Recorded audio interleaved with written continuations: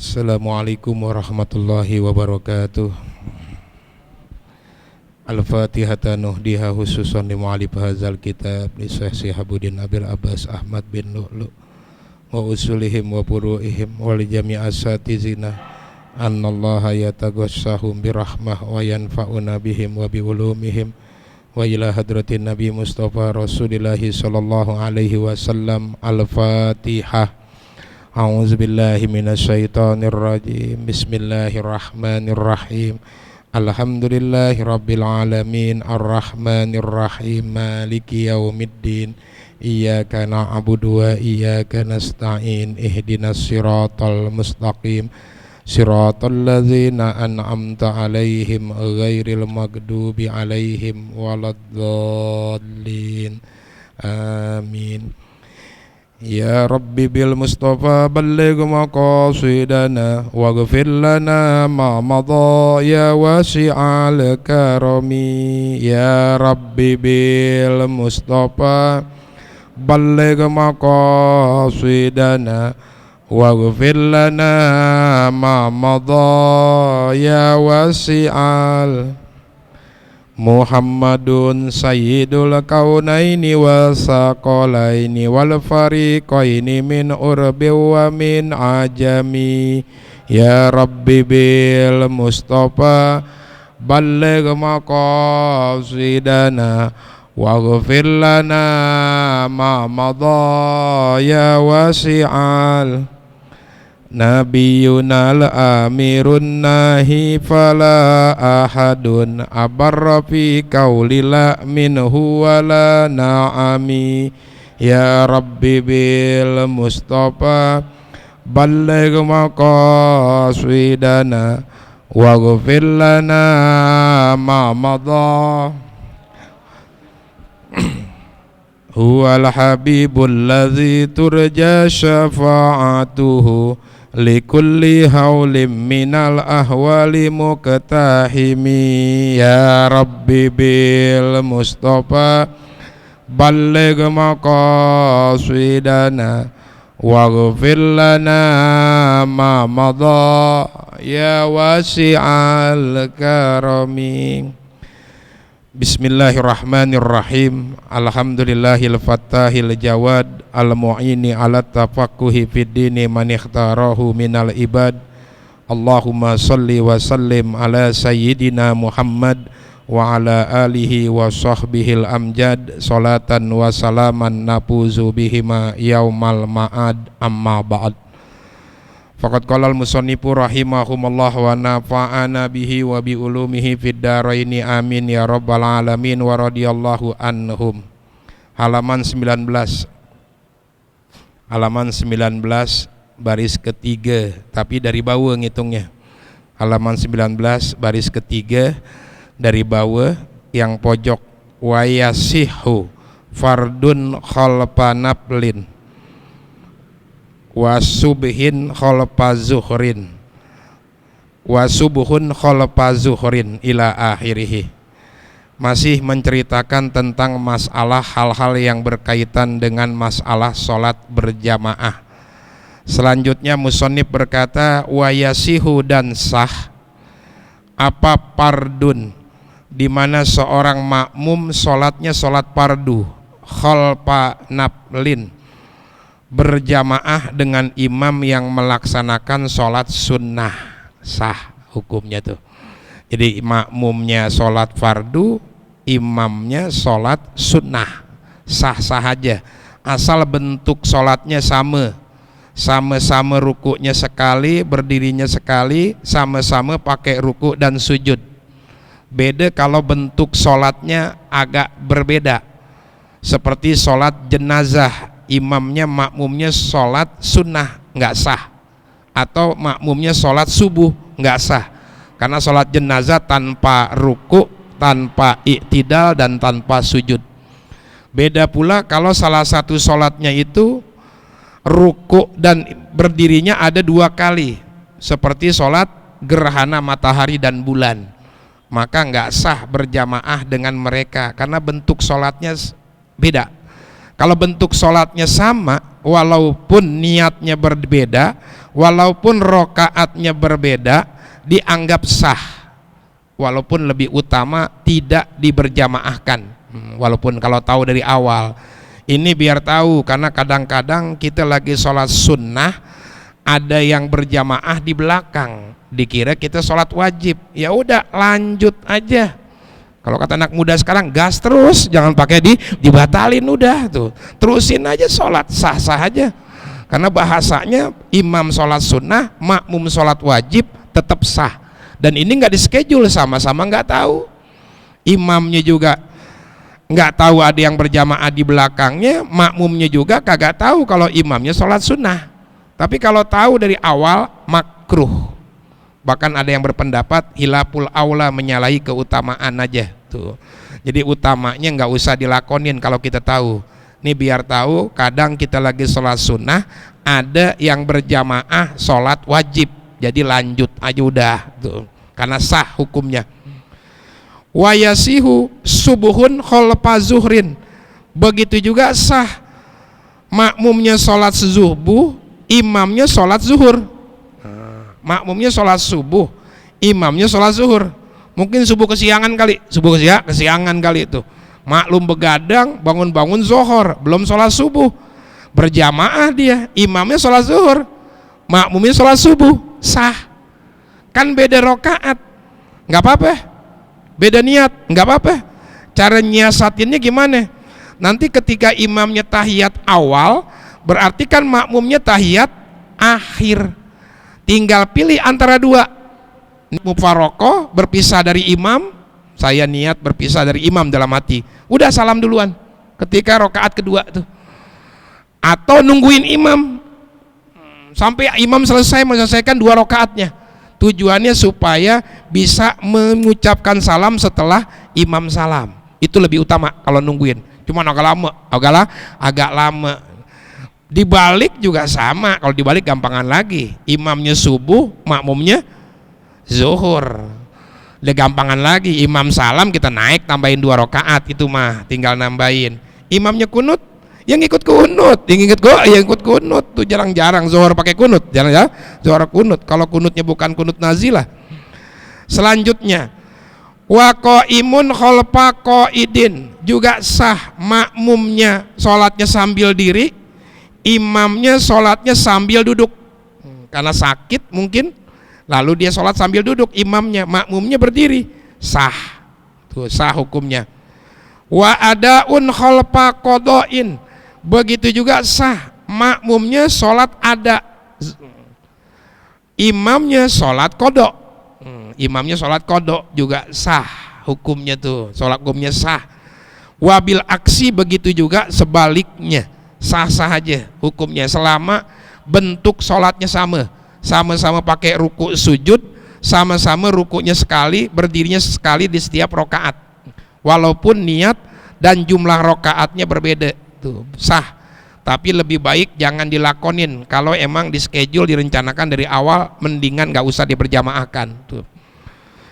Selanjutnya, walau iktada, apabila seseorang bermakmum bi ghairi syafi'iyin, dengan imam yang mazhabnya bukan syafi'i, sah hukumnya.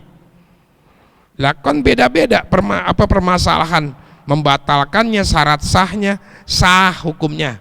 Tapi in lam yatayakon annahu akhalla biwajibin, apabila makmum itu tidak yakin bahwa imamnya makmum yang berbeda mazhab, akhalla biwajibin, cacat dalam kewajiban menurut keyakinan makmum. Wa illa, kalau yakin pala maka tidak sah.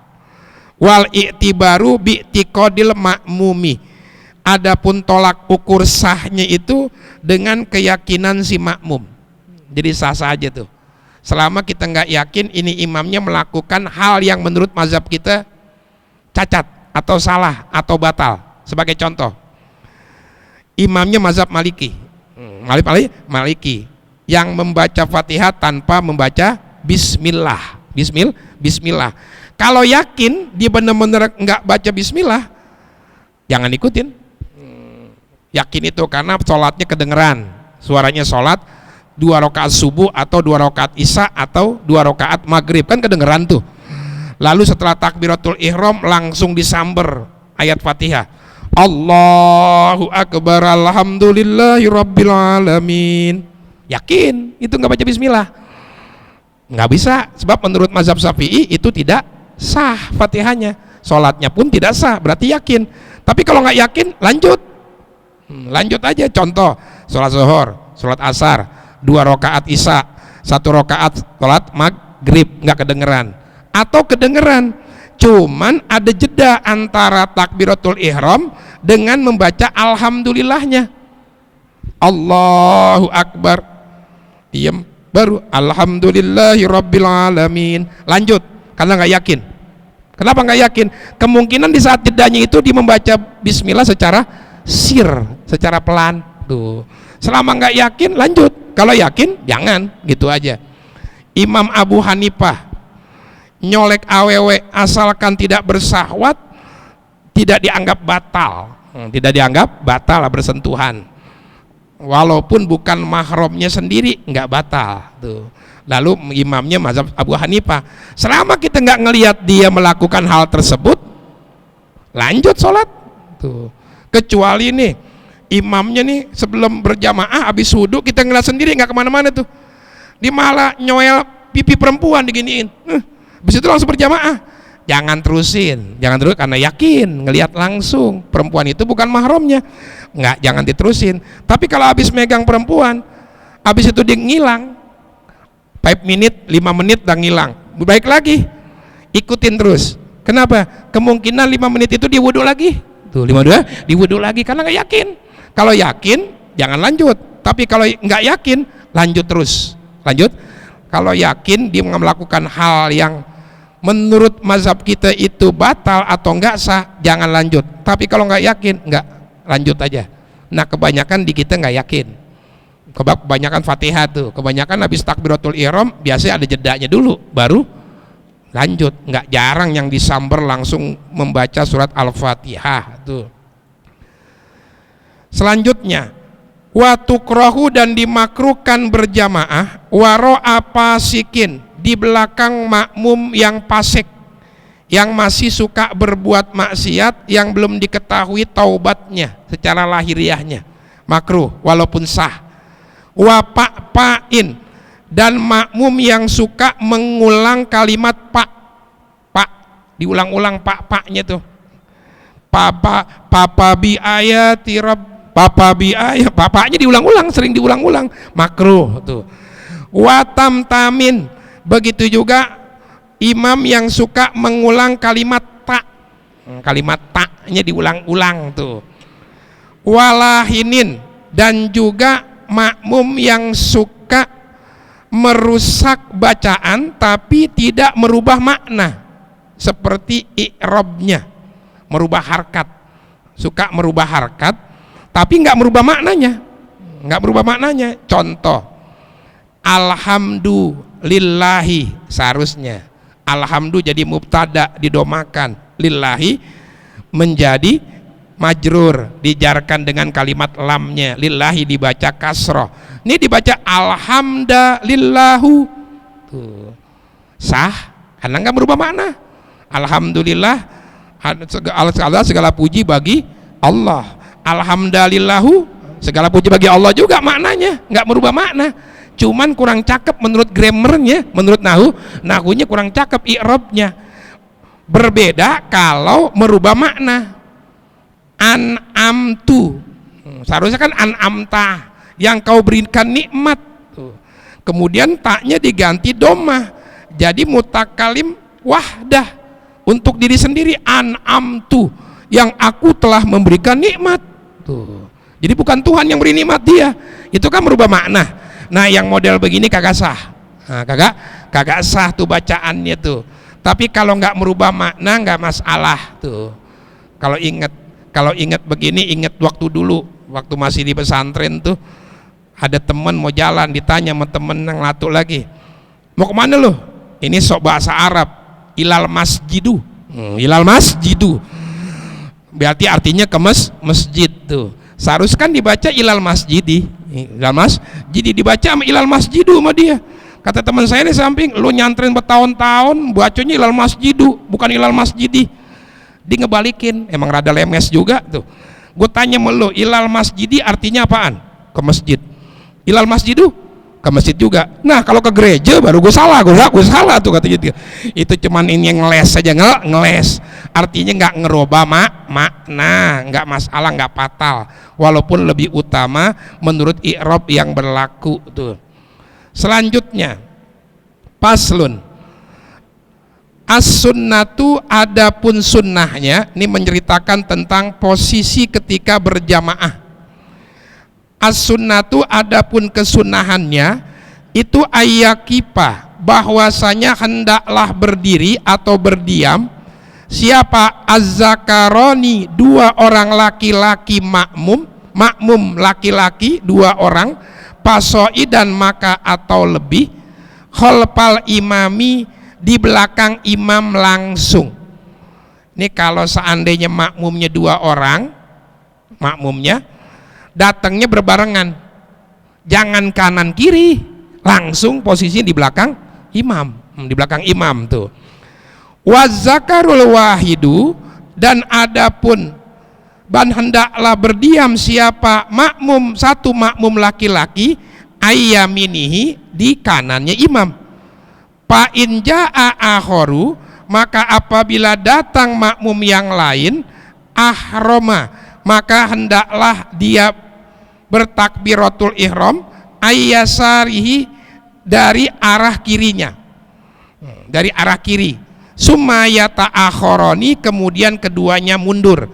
In amkana, apabila memungkinkan. Wa illa, kalau tidak memungkinkan, taqaddama al imamu, maka hendaklah maju siapa imam tuh. Ini butuh praktek ini mah. Ini berdua dah Ron sama itu, sama Rama sini mah berdua. Ini contoh Imron imam. Kemudian saya datang berdua nih, berdua langsung. Maka jangan kanan kiri tuh, langsung posisi di belakang begini.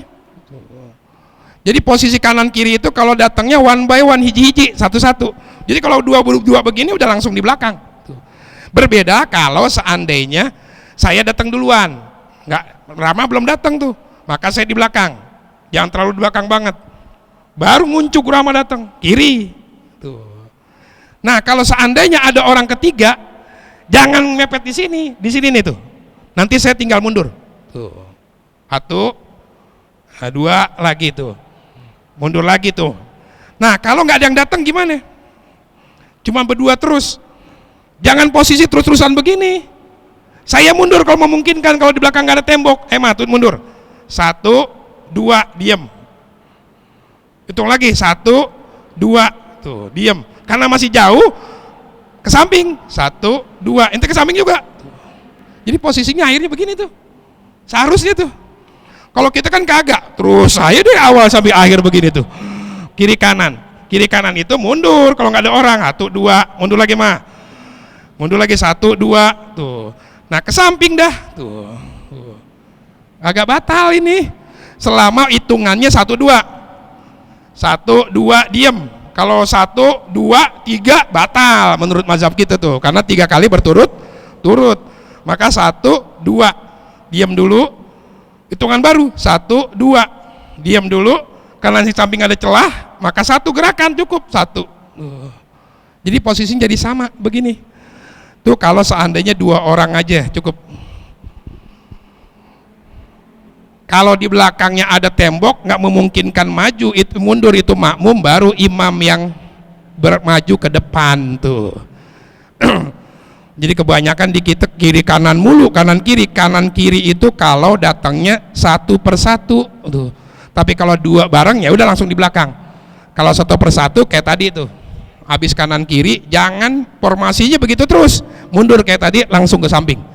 Cuman biasanya kita agak kaku kalau nggak biasa kaku tuh. Kenapa kaku? Karena nggak biasa bergerak di dalam sholat, padahal itu dianjurkan tuh. Selanjutnya, wa in hadoru rijalun, apabila hadir wa in hadoros, apabila hadir siapa rijalun beberapa orang laki, wasibianun dan para anak bocah, wanisaun dan juga para awewe perempuan, maaf, taqaddamar rijalu maka dahulukan laki-laki, summa sibianu maka kemudian anak kecil, summan nisa'u dan kemudian para wanita. Ini kalau datangnya bareng-bareng ya, datang berjamaah bareng-bareng, laki-laki dewasa, anak bocah, anak perempuan, kaum perempuan, laki yang dewasa dulu, baru bocah, baru perempuan. Tapi kalau kagak bareng, ternyata bocahnya lebih rajin, ya bocahnya lebih berhak di depan. Tuh. Sebenarnya nggak boleh diusir, itu hak dia di depan, bocah di depan, ya bocah di depan. Salah sendiri kenapa kita agak telat Jumatan atau berjamaah tuh, dia lebih berhak. Di belakangin itu kalau seandainya bocahnya itu datangnya belakangan semua, bareng semua sama yang gede, baru di belakangin. Tapi kalau bocahnya lebih dulu, maka dia yang lebih berhak tuh. Cuman kadang-kadang kita mengkhawatirkan bercandanya ini bercanda mengganggu konsentrasi, makanya kita belakangin melihat madorotnya, baru di belakangnya baru perempuan tuh. Nah kalau sama keluarga begitu juga, lakinya, kemudian ada anak laki di kanan, nah, posisinya tuh kanan, bininya jangan di kiri, di belakang anaknya. Yang namanya perempuan selalu ngumpet di belakang anak laki-lakinya tuh, posisinya jangan di kiri agak ke belakang, bukan, tapi di belakang anak laki-lakinya tuh. Kalau posisinya kita cuman bertiga doangan tuh. Summan niswatakipu imamatun nisa'i wasatohunna, dan hendaklah berdiri siapa imam perempuan di tengah-tengah kaum perempuan. Jadi kalau seandainya berjamaah khusus perempuan, imamnya tetap di depan, cuman depannya nggak kayak depan imamnya laki.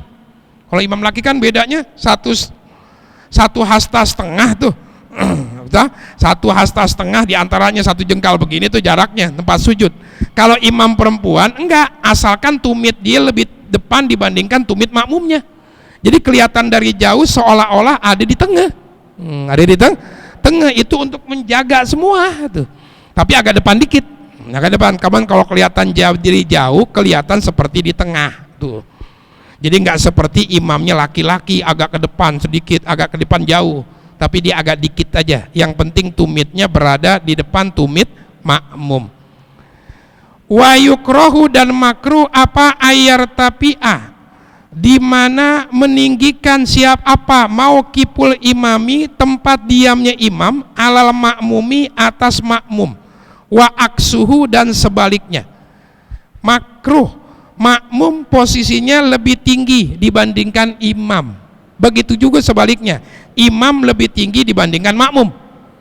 Ini nggak ada tuh, kadang-kadang ada kan tuh yang dipakein yang dikit keramik dibedain, tinggiin, berarti imamnya lebih tinggi dibandingkan makmum, maka makruh hukumnya, dimakruhkan. Begitu juga sebaliknya, makmum lebih tinggi dibandingkan imam, di loteng di atas tuh, makruh pada dasarnya kalau emang nggak ada hajat, kagak ada kebutuhan. Illa ayyuridal imamu ta'limahum alas sholati, kecuali bahwasanya berkeinginan siapa imam mengajarkan makmum akan gerakan-gerakan sholat, maka nggak makruh. Seperti di pesantren misalnya tuh, kadang ada di sebagian pesantrennya tuh mimbarnya tuh tinggi, kadang dibikin balai oleh kiainya itu. Tujuannya adalah untuk mengajarkan santri-santri yang baru, sekalian ngajarin praktek sholatnya, biar santri itu ngelihat gerakan imam, oh rukuknya kiai begini, oh sujudnya yang benar begini. Nah kalau tujuan untuk mengajarkan makmum, nggak apa-apa, lebih tinggi dibandingkan makmum itu imam tuh. Yang kedua, au yakunal makmumu au yakunal makmumu muballigon anil imami, atau makmum yang lebih tinggi ini sebagai penyampai gerakan imam, maka payun dabu, maka disunahkan. Atau makmumnya lebih tinggi satu orang, cuman dia penyampai, Ini imam membludak nih makmum, membludak sampai ke belakang sono tuh. Kalau seandainya ngandelin suara imam nggak kedengeran. Maka di belakang imam ada semacam balai kecil buat makmum di belakangnya satu orang. Yang disebut mubalik, penyampai. Jadi makmum takbir, imam takbir, Allahu Akbar, Allahu Akbar. Allah dikencengin lagi sama dia tuh. Itu mubalik, namanya penyampai. Mubalik ini boleh hukumnya bahkan sunnah. Walaupun mubalik ini kagak sholat. Sambil ngopi, nyantai, kopsan, kopi-kopi santai, ngelihat imam takbir, Allahu Akbar, Allahu Akbar, teriak, nggak apa-apa. Kalau imamnya membludak, jangan dipraktekin di masjid kita. Paling subuh juga 2 sop, 3 sop mau dipakai mubalik gitu. Jangan dipraktekin ini kalau membludak kayak di Mekah, mukanya tuh. Sami Allahu liman hamida, Rabbana walakal ham.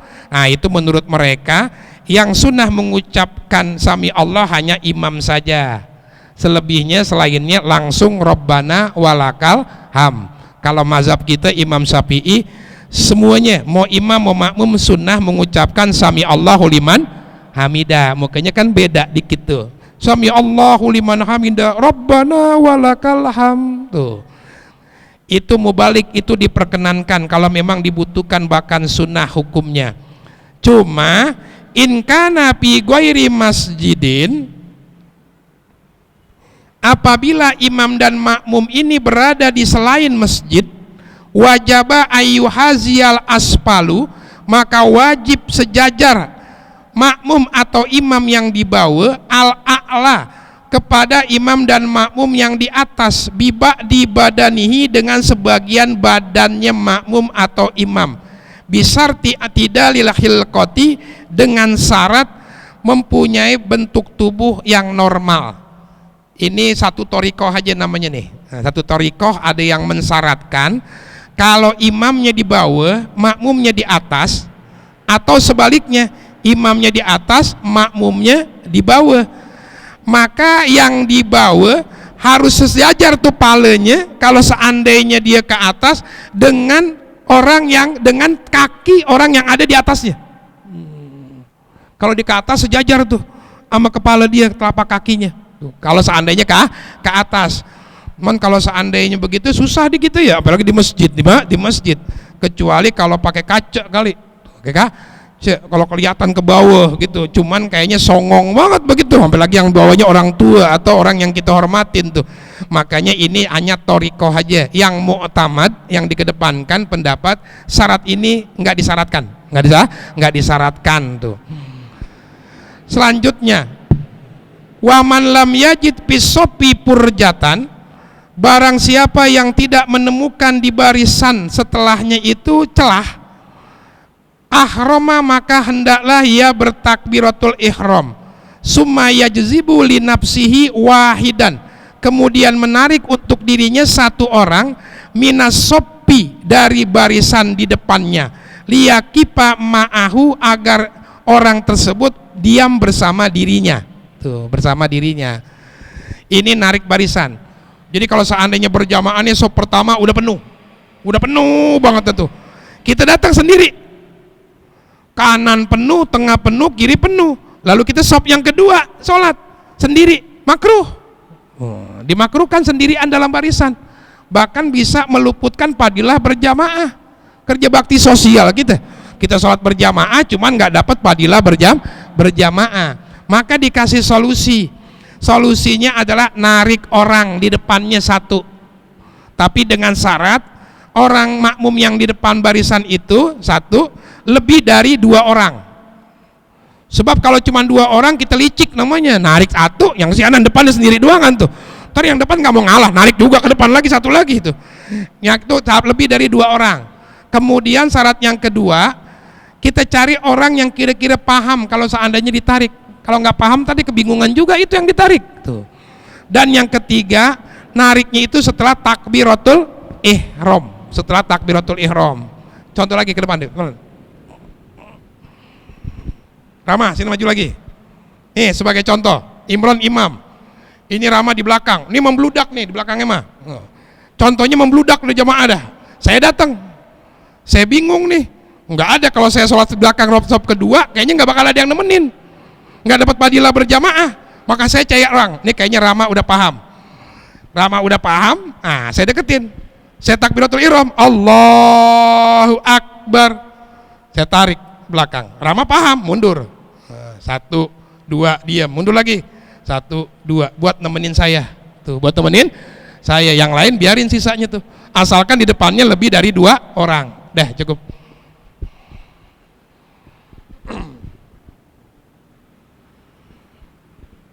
Itu cara narik orang. Jadi kalau seandainya kita lagi di barisan yang padat, ada yang nyolek, ada yang narik, itu kemungkinan besar adalah ngajak kita mundur, mundur buat nemenin dia. Ini juga jarang dipraktekin di kita. Kenapa? Karena kaku, kita masih kaku. Masuk ya habis takbir kita begini-begini, tangan gerak. Padahal itu dianjurin, dianjurin narik karena kita nggak biasa. Sama seperti kalau kita lagi sholat, bocah ngeliwat, kita nggak biasa ngalangin, padahal dianjurin ngalangin begini. Tuh dihalangin tuh supaya dia nggak ngelewat di depan kita. Hal-hal yang begitu biasanya kita kaku karena nggak jarang ngelakonin. Saking husuknya nggak mau bergerak, dianggap sesuatu yang membatalkan, padahal sesuatu yang dianjurkan di sebagian posisi. Selanjutnya, wa yundabu lizalika musa'adatuhu, dan disunahkan orang yang ditarik itu musa'adatuhu, menolong orang yang nalik dirinya, kemudian dia mundur tuh, dia mundur ke belakang. Selanjutnya, walau taqaddama, apabila mendahului apa akibul makmumi, tumit makmum ala akibil imami, atas tumit imam, lam tasih sholatuhu, maka tidak sah sholatnya makmum. Artinya makmum harus berada di belakang imam. Minimal itu adalah tumitnya, tumit makmum di belakang tumitnya imam. Asal begini tuh, walaupun jari-jarinya ngebalap imam, nggak masalah. Seperti contoh, imamnya itu kakinya kecil, pakai sepatu 37, imamnya cokornya lebar, pakai sepatu hampir 48, walaupun tumitnya di belakang, kan kakinya ngacir ke depan tuh, sah hukumnya. Yang penting tumit makmum berada di tumit imam, belakang imam, minimal banget itu, minimal banget tuh. Kalau sejajar makruh, kalau ngebalap tuh makmum maka batal, hukumnya nggak sah bagi makmum. Imamnya sah, cuma makmumnya yang kagak sah. Selanjutnya, wa mata ijtama al makmumu wal imamu, dan di mana-mana berkumpul makmum dan imam, pi masjidin, di masjid, soha al iktida'u mutlakon, maka sah bermakmum dengan imam secara mutlak.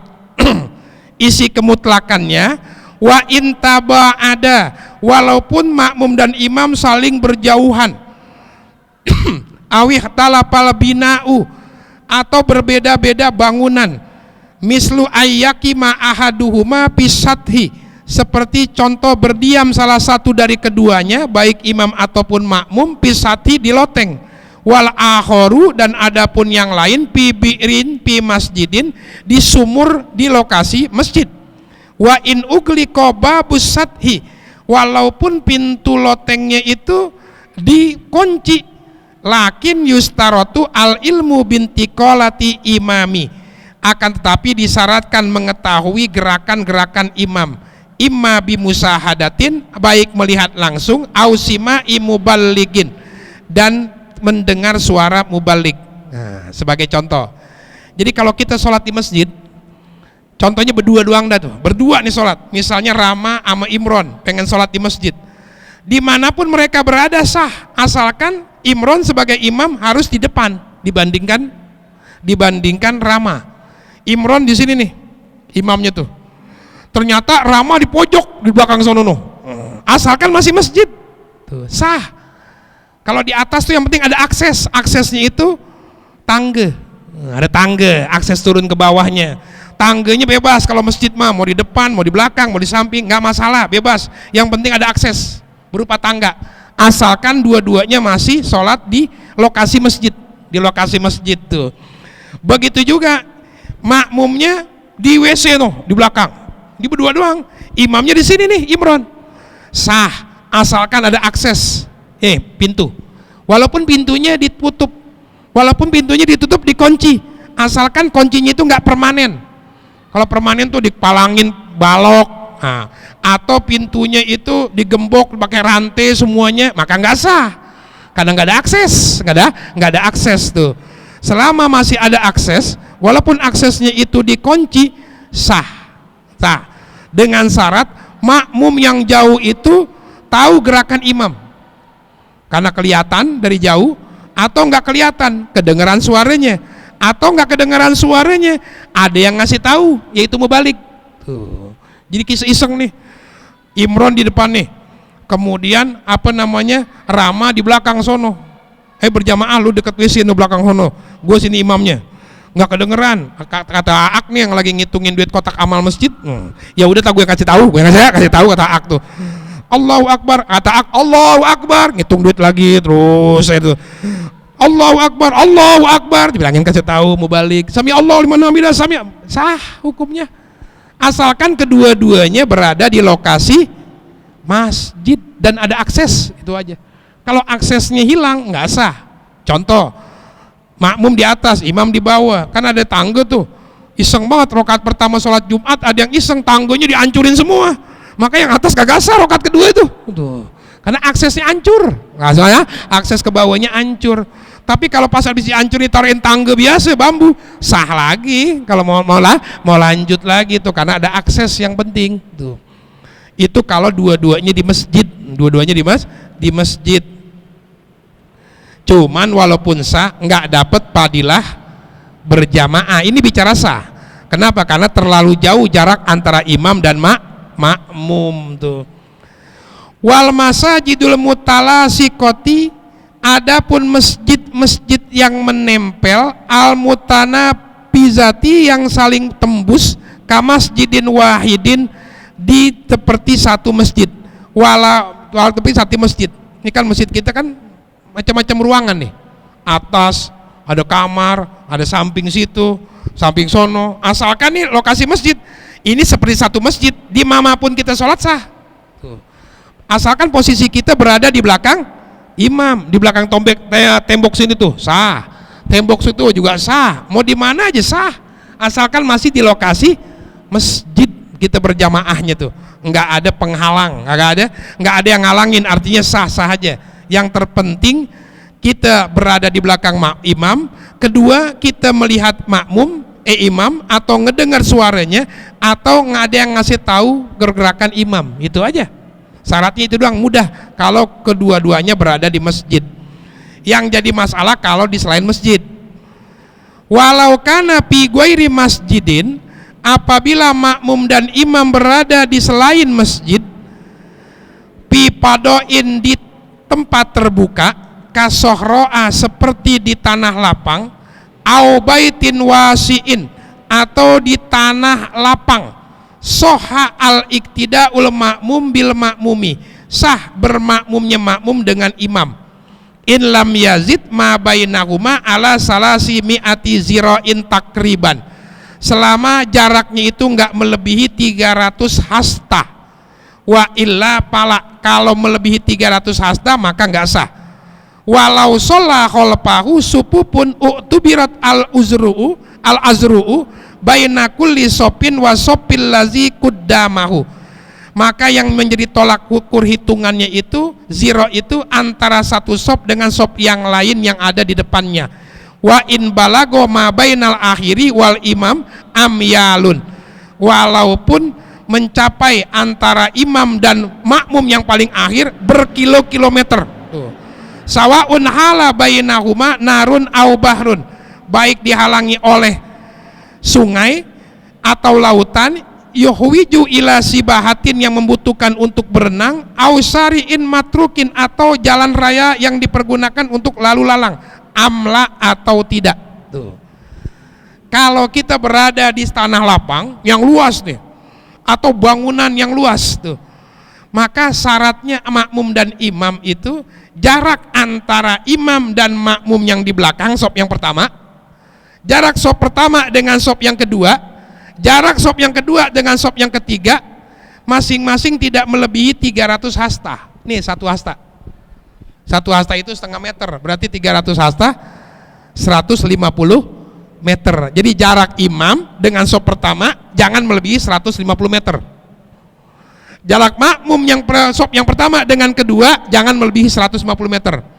Jarak sop yang kedua dengan sop yang ketiga jarak jangan melebihi 150 meter dan seterusnya.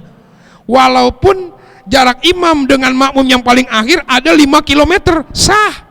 Asalkan cara tadi. Sop yang pertama, kedua jangan lebih dari 150 meter. Sop yang kedua dan ketiga jangan melebihi 150 meter. Walaupun jemaahnya memblutak hampir 5 km di belakang banyak, sah hukumnya. Sah-sah aja.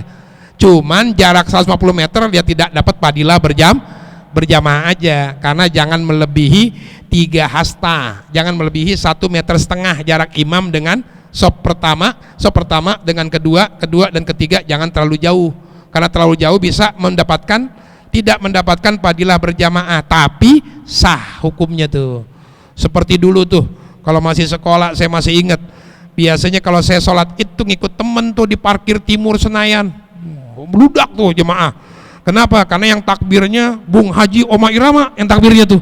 Kemudian yang jadi imamnya yang mirip suara saya, Muammar ZA tuh. Suaranya merdu banget. Kemudian juga yang khotibnya almarhum Kiai Haji Zainuddin MZ. Tuh kan 3 trio itu. Yang lagi tenar-tenarnya pada saat itu tuh. Itu membludak gitu. Membludak sampai berapa enggak tahu, ada 1-2 kilo penuh semuanya tuh. Ya sah. Asalkan jarak imam dengan sop yang pertama jangan lebih 150 meter. Sop pertama yang kedua jangan lebih dari 150 meter. Sop yang kedua ketiga jangan lebih dari 100 meter dan juga seterusnya. Itu sah-sah aja. Tapi untuk mendapatkan padilahnya, jarak imam dengan makmum jangan melebihi 1 hasta, 1,5 meter kurang lebih dah tuh. Jangan melebihi 1,5 meter. Selanjutnya,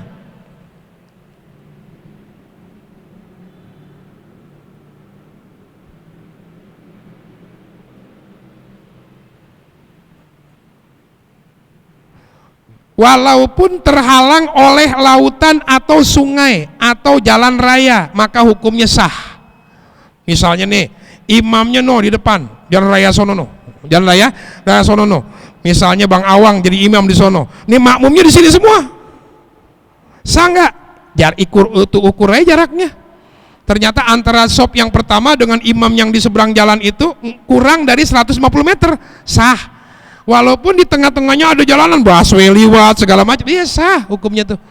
Ataupun walaupun di depannya ada kali, seperti imamnya itu berada di RT 5 atau di RT 4, di RT 5 ada tuh. Kemudian makmumnya terus sampai ke RT 13-14, kan terhalang oleh kali tuh.